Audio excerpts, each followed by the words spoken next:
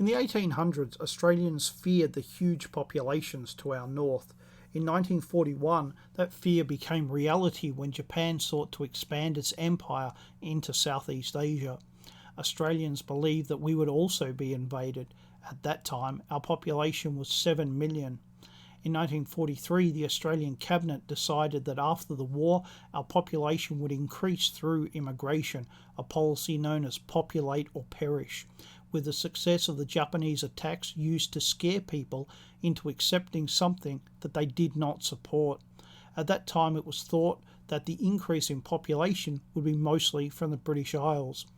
But Europe after World War II was in a mess, and the European countries asked those countries outside of Europe to assist. Millions of displaced persons lived a very precarious life in makeshift camps across Europe, but concentrated in Germany. With so much destruction, accommodation was scarce, and displaced persons were put in old barracks, ex-prisoner of war camps, even concentration camps were used to house people. The United Nations asked nearly every country outside Europe to accept displaced persons as permanent settlers. A friend of mine who's Polish told me his parents were given the choice of going to Venezuela or Australia. Europe was devastated. People went hungry. It was down and out. It was a real humanitarian crisis. With great reluctance, Australia accepted people.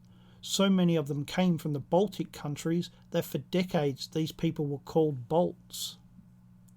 The Australian people did not want these people. They accepted them as the price to be paid for peace and prosperity. They had sacrificed during the war, and now they were being asked to make another sacrifice. The government at first resisted accepting these displaced persons, as did all of the countries asked. But once it had accepted them, it quite liked them. This was the start of the slippery slope. The Australian people had accepted these people reluctantly, but the government noted that they had accepted them. It began to expand its reach. It started with Italians, then in the 1950s to Greeks and Yugoslavs, in the 1960s to Turks, in the 1970s to the Vietnamese. In the 1970s, all restrictions on race or ethnicity were withdrawn. Today, people from nearly every country on earth live in Australia. Australia went from trying to boost its population to resist a future foreign invasion, to our own government forcing a foreign invasion upon us.